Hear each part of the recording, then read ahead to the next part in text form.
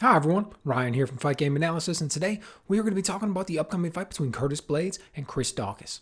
But before we jump into that, if you've been enjoying the content, please go ahead and click on the like button and also subscribe to the channel. Really appreciate your support. Alright, so we've got a main event coming up here March 26th, Curtis Blaydes versus Chris Daukaus. This is a fight I like for both men.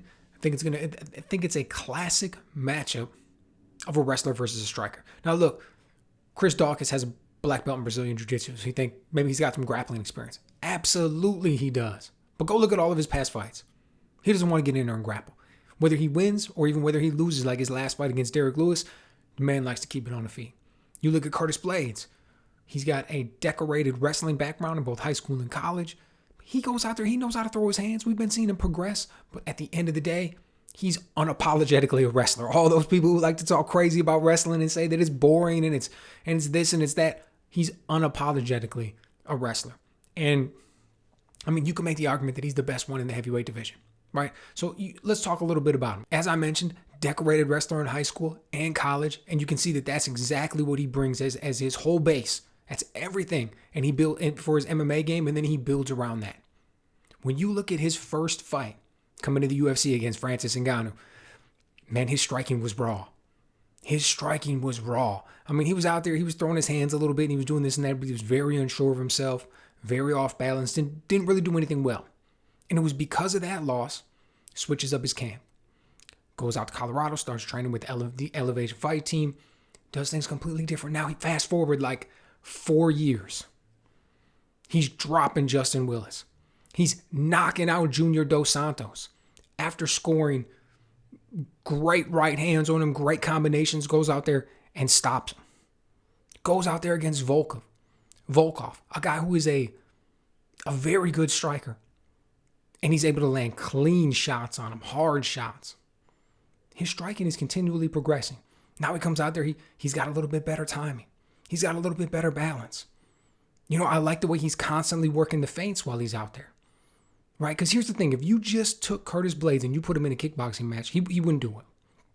You say, Ryan, I thought you said his striking was improving. It is, but it's not anywhere near the level that it would need to be at to be a successful kickboxer. Not even close. It's not even anywhere near the level that you would need to be at if you were just kickboxing MMA fighters. Like if you just took everybody does MMA or everybody who's currently in the UFC and you just took them and immediately said, we're just going to do kickboxing rules, Curtis Blaydes still wouldn't really be that successful. The reason his striking is successful is because of how dominant his wrestling is. People are so worried about him coming in and taking them down. They're so focused on not being taken down that he's able to get his strikes off. That's how dominant he is. Because let me tell you, not only does he have a really good single leg, does he have a really good double, is he really good at chain wrestling and getting the angles and getting in positions and getting people. Once he gets them down, that ground and pound is ferocious. Once he gets on top of somebody, he's heavy. He lands heavy shots on him. Man, it's an ugly sight, right? So, and when you look at him, the only people who have been able to stop him have been guys who have had one-punch knockout power, right? Most recently, Derek Lewis comes out there and just absolutely starches him with a ferocious right hand. But other than that, man, he's pretty much able to get off and do what it is that he does, right? Even against Jairzinho Rosenstrike in his last one. Able to get shots off, able to do things. Now, standing across from him, we've got Chris Daukaus. I mentioned he's got a black belt in Brazilian Jiu-Jitsu, but that's not really what he likes to use. You look at this man's fighting, he wants to keep his striking. He's from Philadelphia. That's a town that's got a rich boxing history. He talks about all the time that he spent in those boxing gyms, and you can tell because his hands are good, man, particularly that right hand. Whether you're looking at what he did against Parker Porter or Olenek or Abdurakhimov, all these times he's out there, he's landing hard strikes. They're clean, they're crisp, throws combinations very well.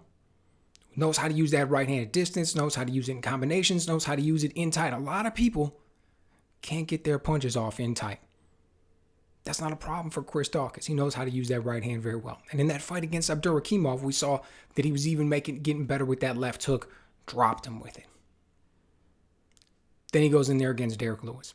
Now, his striking is continually getting better. His striking is progressing.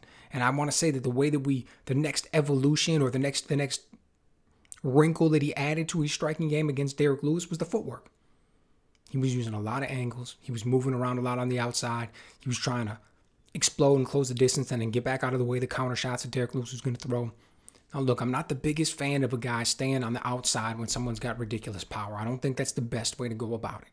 It's what he chose to do. Worked for a little while, landed some good shots, right up until it didn't. Then Derrick Lewis was able to catch him and get him out of there. Now, all that being said, what's it going to look like when these two step in against each other? Look, I started out by saying it. I think this is going to be a classic matchup of a wrestler and a striker. And I just don't think that Chris Daukaus has the power to be able to stop the wrestling that Curtis Blaydes has. The only guys who have been able to stop Curtis Blaydes have been guys who have been able to go out there and stop Curtis Blaydes. It's the only people who have been able to handle that takedown, right? They stopped it. What's the best takedown defense? It's the right hand. So I don't think Chris Daukaus has that. You know, he's got pretty good power, but really his striking game is built on speed, combination punching, precision, timing, all of those things. I don't think that that's what you are going to be able to beat Curtis Blaydes with. I think you would need that plus incredible takedown defense, or I think you'd need that and you'd have the ability to get up, or the ability to just use crazy submissions from the ground or something else. I just don't think that by itself, without the power, is going to be enough to get it done. So I'm taking Curtis Blaydes in this one. I think he's going to win. I think he'll win in pretty dominating fashion. Wouldn't be surprised if he gets it done, you know, before the final bell, just because of the fact that his ground and pound is so ferocious, and once he's out there and he's landing shots and he's getting it's easy to wear a guy down, get him out of there. You're on top of him, particularly you land some of those nasty elbows. So I think this is going to be a win for Curtis Blaydes. Let me know what you guys think. What's next for him after this one? Where does he go if he gets the win in this? And then what's next for Chris Daukaus after getting 2 losses? Let me know what you guys think.